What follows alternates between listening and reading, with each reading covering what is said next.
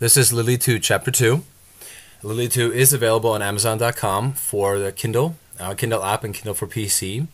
The first 4 chapters are available to read free online or for download onto the Kindle. Please check them out. If you like the book, please buy it. The link is available at the bottom of the video in the description.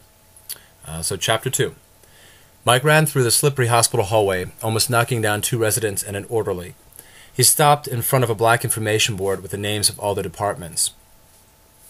His heart was pounding in his chest. Delivery. Where the hell is delivery? He scanned the board looking at the D's like an archaeologist staring at a wall of hieroglyphics in the Valley of the Kings. Why can't I find delivery? After a few frantic seconds that seemed like an eternity, Mike found it. There it was, clear as day under L, Labor and Delivery Department, 5C. Mike ran to the elevators down the hall.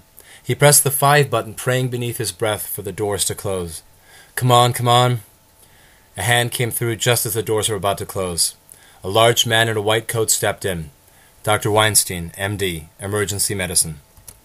The man smiled at Mike, was pale and sweaty, and looked more like a patient than an expecting father. He pushed 3 and then stepped back to the other side of the elevator. Mike pushed 5 again, pushing it hard as if the harder he pushed, the faster the doors would close. Labor and delivery? The large man in the white coat said in a deep voice with a chuckle. Yes, how do you know that? The man laughed. I've seen a lot of panic fathers-to-be. I can tell one from a mile away. The elevator started to move slowly upward. Please don't stop at 2. At 3, the elevator stopped, and the large man in the white coat stepped out. He turned back to Mike and smiled again. Congratulations, you'll do fine. The doors closed. This time no hand came through at the last minute. At 5, the doors opened to a brightly lit waiting room, and a large desk manned by 2 older women in pink scrubs. The waiting room was filled with nervous family members. Some were reading magazines, others chatting quietly on their cell phones. One was pacing back and forth. He's in my boat, Mike thought. He walked past the chairs directly to the front desk. The woman behind it was squinting at the computer screen. Mike cleared his throat to get her attention. I know you're there, the woman said, her voice relaxed and unfazed. Give me a second, dear. Mike bit his tongue, trying to keep his composure. Think of Linda. 20 seconds, which seemed like 5 minutes later, the woman looked up at Mike and smiled. How can I help you? My name is Mike Stevens. My wife is going into labor. Our doctor is Dr. Brenner. He said he would be here. Mike rattled off his answer without catching his breath. Slow down, the woman said. It'll be okay. Your wife is in the delivery room 3. She looked back at her computer screen for a minute. Dr. Brenner is with her. She's going into labor, so you need to change into scrubs and you can be in there with her. Okay, where do I go? A young nurse came out from another room and walked past the desk. The woman in the pink scrubs motioned for her to come over. Will you take Mr. Stevens here to change and then bring him to room 3? Of course. Follow me, Mr. Stevens. Thank you, Mike said, looking back at the woman in the pink. Some of the color had come back into his face. He was here. Is this your first baby? The young nurse asked. Yes, Mike said. It's our first. Do you know the sex already? She asked. A girl. Have you picked out a name? We haven't decided that yet, Mike said, feeling a little unprepared. Well, that's pretty common, the young nurse said. I think a lot of people like to wait nowadays till the day to decide. She pointed at a room to the right. You can change in there. There are scrubs and face masks. I'll wait for you out here and take you to room 3 when you're done. Thank you, Mike said. I appreciate it. Mike emerged from the room looking like a surgeon. The scrubs seemed to become him. You look like you missed your calling, the young nurse said. Mike chuckled.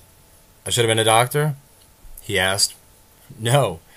You should have played one on TV, the nurse said with a laugh. Come with me and I'll take you to your wife. He followed her down the white corridor back past the front desk. The man was still pacing back and forth. Mike made eye contact with him as he passed by. You're not alone, buddy, he thought.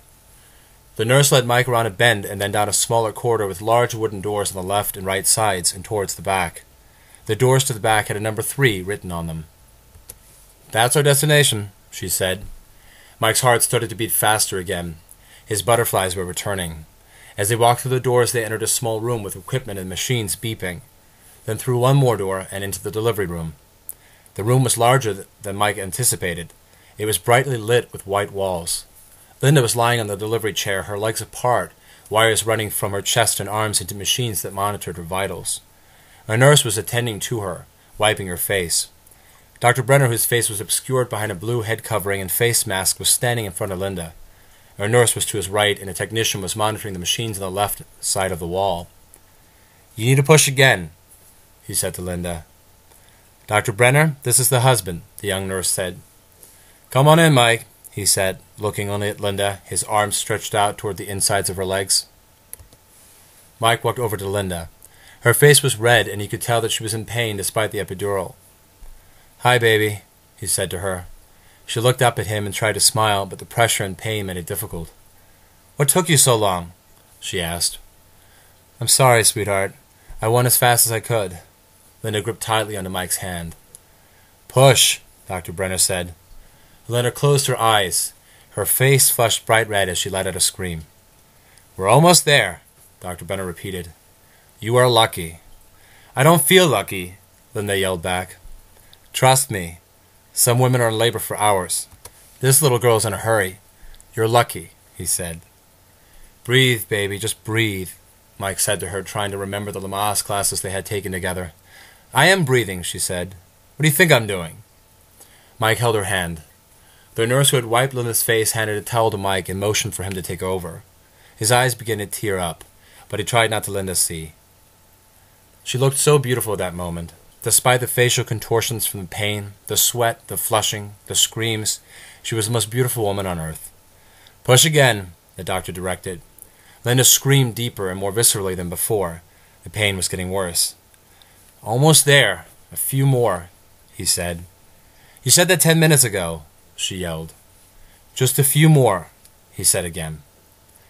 "Baby, you can do this," Mike said. A tear ran down his face and was absorbed by the face mask. "You can do this." Her grip tightened. She screamed. "I can't do this," she said, exasperated. "I can't." "Yes, you can," Dr. Brenner said. "You're almost there." "Just a few more, babe. Just a few more," Mike said. Linda looked up toward Mike. "Michael?" she said. "Yes, beautiful," he answered. "Michael, about the name," she said. "It's okay, sweetheart. We'll figure it out in a minute. Just push right now," he said. "Michael, I want to name her Barbara," she said, screaming again and pushing as hard as she could. "One more," the doctor yelled. "Just one more big push. She's almost here." Linda let out a loud scream. She closed her eyes and leaned forward. There was a look of pain, and then a look of release. Her head fell back onto the pillow. "She's here," Dr. Brenner said, excited. "It's a girl." The room was filled with one of the most miraculous audible sounds that the human ear can hear. The sound of a baby as its lungs draw their first breath of air. Mike stood in awe. He couldn't believe what he heard. It was their child that was crying. Their child. The one they always wanted. It was here, and it was announcing itself to the world. At that moment, Mike felt as if he was catching the glimpse of something greater. With that first breath of air, that first cry for life, Mike felt as if he was catching a glimpse of the Creator. The veil that separated the earth from heaven was lifted briefly, just quickly enough for a glance. Mike smiled. It's a miracle. Mike looked at Linda. He wanted to see the excitement in her eyes, but they were still closed. Her head was resting on the pillow. There was a loud noise, followed by another. Then there was a louder noise, a continuous, life-shattering noise. An alarm sounded, a howling, repetitive alarm that shook Mike to the core. His head began to spin. "What's going on? Linda? Linda, wake up." "Linda," Mike said. "The baby, where was the baby?" Mike turned. The nurse had the baby. She was taking her somewhere. The doctor, the technician, and the other nurse, they were all running around frantically. "Why? What's going on?" "Code Blue," the doctor yelled. Now other people started to run into the room.